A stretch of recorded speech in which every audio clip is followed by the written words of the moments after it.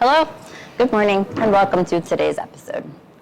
I want to ask you, have you had a time where you were facing something and you were a little bit different than others, and so you didn't quite have an opportunity?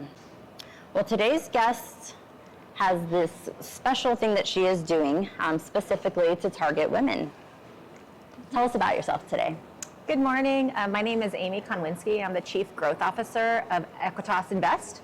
We are an Omaha-based company founded by women to help women entrepreneurs connect with investors. So we're doing that through a crowd CF model, and really excited to be the only platform in the United States that is focused on women. Love it, love it. So yeah, so you're thinking about a time that you were facing something and you're just a little bit different, didn't have the same resources as others. It's incredible. What inspired this? Well, I can't take credit for the idea. Okay. However, a good friend of mine and my colleague, Molly Hike, she came up with the idea a few years ago. Really, we saw the need for women to have access to equity capital to build on their own ideas. The research has shown that women have a less than 3% chance of being funded by VCs. They have a harder time getting small business loans. Many times women entrepreneurs have to mortgage their house. They have to go into their 401k. So Molly came with this idea of really disrupting banking. Okay. And this is a really great model that women are able to keep the majority equity of their businesses as they build, but they can actually get infusion of capital in order to either start something new or to expand it to where they want to go to market. Wow, yeah, that is incredible. And I did see you present here back at 1 Million Cups a few weeks back, or maybe a month or so ago. Yeah. And I believe I had heard something about daughters, about making sure that all women, but especially your daughters. Yeah.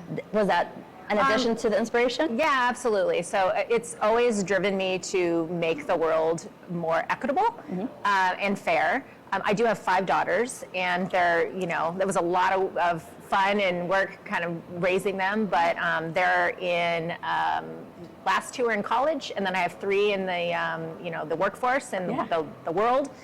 But yeah, being able to have the opportunity to change the playing field for them and future generations is really important to me. Plus, my kind of origin story kind of came back to the importance of education for women and having accessibility to the same types of different things that men might have access to. So that was something that was really important to me, just kind of uplifting for women. Yeah, that's so incredible. Yeah. A woman myself, I'm just biased, I guess, but I think that's a great tool. Can you tell us, did you grow up here? So I always landed back in Omaha. Omaha is definitely my home, but when I was growing up, we moved a lot. So I, unfortunately, kind of, everybody has an origin story. Sure. My stepfather just really wasn't able to kind of keep a job down. He was a Vietnam veteran. He came out with a lot of PTSD, a lot of things that kind of come out of that, and they just didn't have the mental health or support that we have for our veterans now. Sure. So I went to 13 schools from K through 12, just moving from different state to state, which was really difficult to get a cohesive education because I was always moving around. Yeah. So I ended up graduating early from high school and joining the military just 17 because I knew I wanted to go to college, and I didn't really have the backing from my my parental units. Okay. So I knew I kind of had to do it on my own, and the GI Bill looked really good. But it was one of the best decisions I ever made because I was able to start a career in computer engineering. And I traveled the world. I ended up becoming a chief petty officer in the Navy.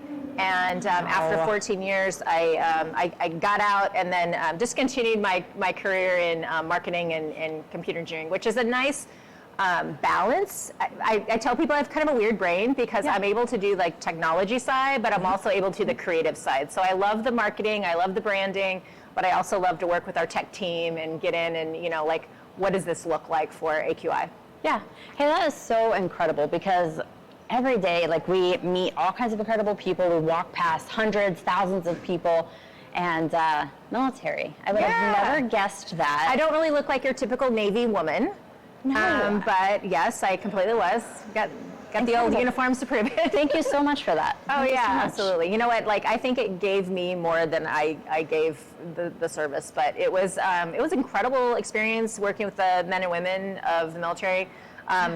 Being able to, I worked a lot out of Europe. Okay. So that's one of kind of my secret things. Like I've been overseas, I think more than a dozen times. Wow. A lot of traveling. So it got so many more gifts out of it than I think that I contributed in the big sense. You're a glass half full kind of girl, huh? I am, yeah. That's okay.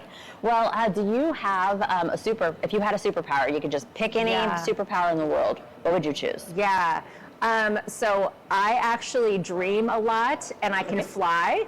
And I've actually woken up and like been mad that I couldn't continue to fly like in real life. So I think flying would definitely be like, it's just fun. Yeah. It's not really practical. It mess up your hair, but I'm like, it's so much fun. So I like to fly in my dreams. So I wish I could, fly in real life. Yeah, I love that. Okay, how about what type of woman, what type of businesswoman would utilize your services best? Yeah, so I love working with business people. I love working with women especially, but ones that are ready to just take that leap. So we work with a lot of women that are just starting something. So they might have a really great business plan, an idea, and a marketing plan, but they just don't have the capital to be able to make that kind of happen. Okay.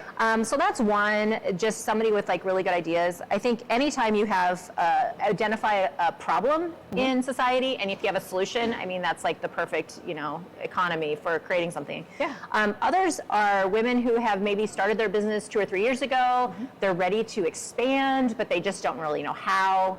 I think a lot of, especially women, we get into the grind, and it's like, you're looking at the micro rather than the macro. Sure. And rather than trying to make like, month to month ends meet, like how can we expand this to grow so it's actually not only going to support you and your business, but also like creating that generational wealth. Yeah. So I love just talking to all kinds of business people that just want to be supported.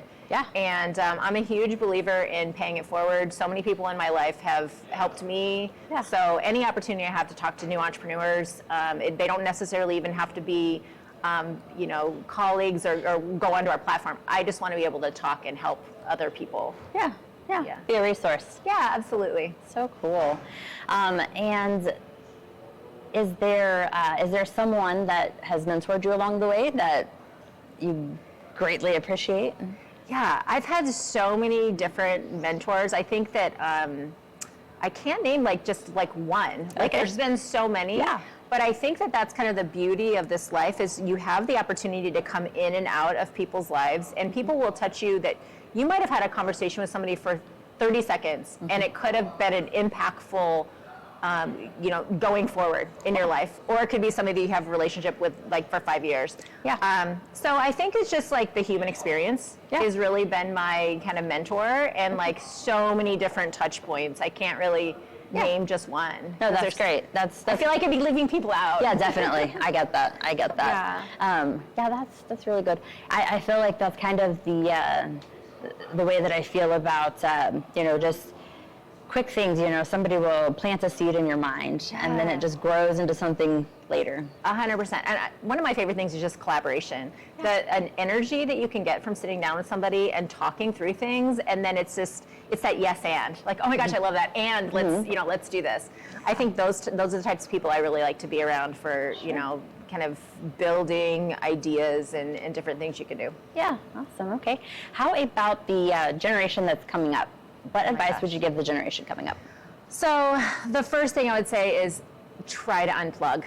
I think we are so plugged in. Actually, the previous job that I had, position, I was a founder of a startup here in Omaha. It's called Smart Gen Society. Okay. And I grew that nonprofit nationally. I was one of the first people to kind of think through in 2013, what is the impact of social media and mental health and exploitation and different things with kids? Yeah.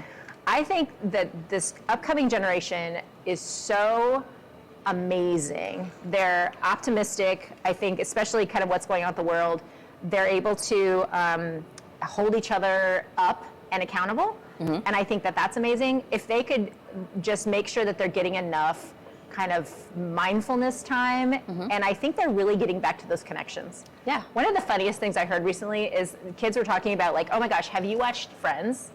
Because it's like new on Netflix. Okay. And they are blown away that you can just sit in a room and not have a phone. Oh my like Lanta. people go to like the coffee house and they just sit there, and I'm like, yeah, that's what we had. Yeah. Like, we were able to do that. So I think for that next generation, just to be able to take the time to be present, put your devices down, try to make those connections, and continue that human experience. Yeah, that's great advice.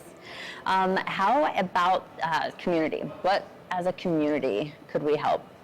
How could we help? So we have the ability to not only help women entrepreneurs, but to help people who want to lift up those women entrepreneurs. So we have an entire side of our business model that allows funders to come in, and you can give as little as $100 to support women entrepreneurs. So that's the beauty of crowdfunding. It used to be able, in the U.S. model of like capital, you had to be an accredited investor. Okay. What we're allowing is non-accredited investors to invest in privately held companies. Okay. So it's a really great opportunity for people. So really the best thing we can do is come to our website and sign up to be an investor. Okay. And for as little as $100, you can lift up some of these women entrepreneurs. Wow, I love that. Yeah.